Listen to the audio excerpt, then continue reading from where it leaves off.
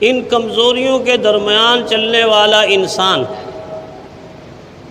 اللہ کو معلوم تھا کہ شیطان اس کے ارد گرد ایسا محل تعمیر کرے گا، ایسی بلڈنگ تعمیر کرے گا، ایسا کمرہ سجائے گا کہ جس کمرے کی ہر دیوار شیشے سے، آئینے سے مزین کرے گا، اس کے چھت پہ بھی آئینہ شیشہ، اس کے فرش پر بھی آئینہ، چاروں طرف آئینہ جب لگا دیا جائے تو جب انسان گھر کے اندر داخل ہوتا ہے تو اس کو اپنا وجود نظر آتا ہے، دائیں دیکھتا ہے دیوار پر اپنا وجود نظر آتا ہے، بائیں دیکھتا ہے اپنا وجود نظر آتا ہے، آگے دیکھتا ہے اپنا وجود نظر آتا ہے، آئینے میں ہٹ کے دیکھتا ہے اپنا وجود نظر آتا ہے۔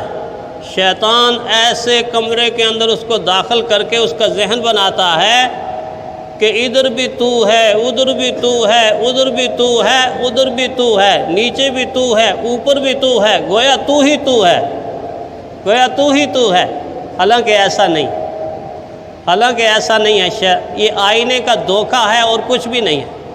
تو کسی نے کہا نا کہ آئینے سے رو کے پوچھا جب کبھی میں کون ہوں، آئینے کے سامنے کھڑے ہو کر آئینے سے رو کے پوچھا جب کبھی میں کون ہوں، آئینہ بولا پلٹ کر، آئینہ بولا فوراً پلٹ کر، کچھ نہیں، کچھ نہیں۔ آئینے نے اپنا رخ بدل دیا، جب رخ بدلا تو دیکھا کچھ بھی نہیں ہے، کچھ بھی نہیں ہے، حقیقت میں کچھ بھی نہیں ہے۔ تو شیطان نے انسان کا ذہن یہ بنایا تو بہت کچھ ہے، تو ہی تو ہے۔ یہی تو فرق ہے مومن میں اور غیر مسلم میں، مومن میں اور منافق میں، عاجز میں اور متکبر میں۔ یہ فرق ہے کہ مومن کہتا ہے جدھر دیکھتا ہوں ادھر تو ہی تو ہے، جدھر دیکھتا ہوں ادھر تو ہی تو ہے، تجلی تیری ہر طرف کو بکو ہے۔ میں جدھر کو بھی دیکھتا ہوں اللہ تو ہی تو ہے، تو ہی تو ہے، درختوں میں، پتوں میں، ذروں میں، قطروں میں، ساری کی ساری دنیا کی بہاروں اور نرنگیوں میں اے اللہ تو ہی تو ہے۔ اس کے مقابلے میں جب متکبر کھڑا ہوتا ہے تو وہ کیا کہتا ہے؟ جدھر دیکھتا ہوں ادھر میں ہی میں ہوں، ادھر میں ہی میں ہوں، ہر ایک شے ہے کم تر فقط میں ہی میں ہوں، ہر ایک شے ہے کم تر فقط میں ہی میں ہوں۔ ایسی میں، ایسی میں، ایسی انا، ایسی انا، ایسا عجب اور تکبر اور انانیت دل کے اندر رس بس جاتی ہے کہ اس کو اپنے سوا کچھ نظر نہیں آتا۔ میں ہوں، میں ہوں، میں ہوں، اتنی بڑی میں کہ ایک انسان انسانیت سے آگے جا کر رب ہونے کا دعویٰ کرتا ہے۔ آپ کو معلوم ہے کہ سب سے بڑا تکبر کس کا ہے؟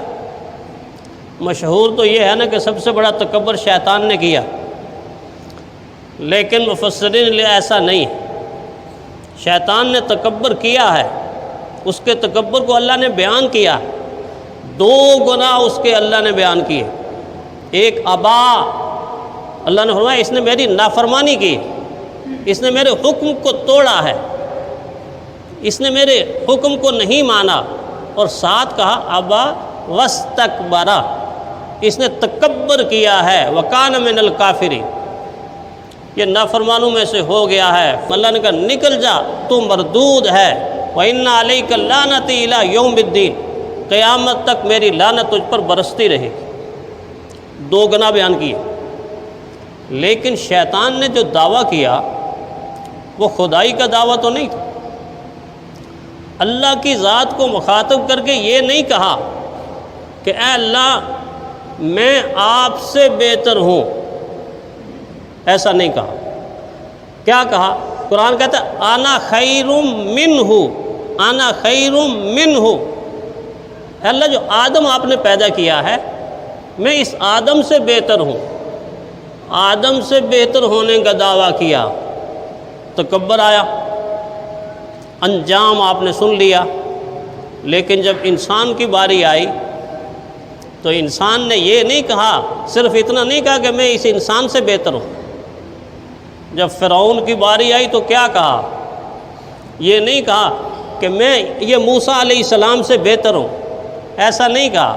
اس نے کہا انا ربکم الاعلی، انا ربکم الاعلی، میں تو سب سے بڑا رب ہوں۔ اس نے خدا ہونے کا دعویٰ کیا، سب سے بڑا خدا ہونے کا دعویٰ کیا۔ گویا انسان کا تکبر شیطان کے تکبر سے بہت آگے چلا گیا، بہت آگے چلا گیا۔ اور ایک تکبر تو اس سے بھی آگے چلا گیا، فرعون کے تکبر سے بھی آگے چلا گیا۔ وہ کون سا تکبر ہے؟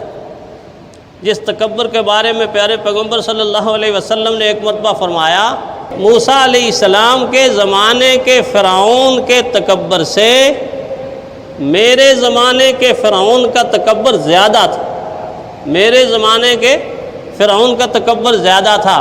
پوچھا اللہ کے نبی آپ کے زمانے کا فرعون کون؟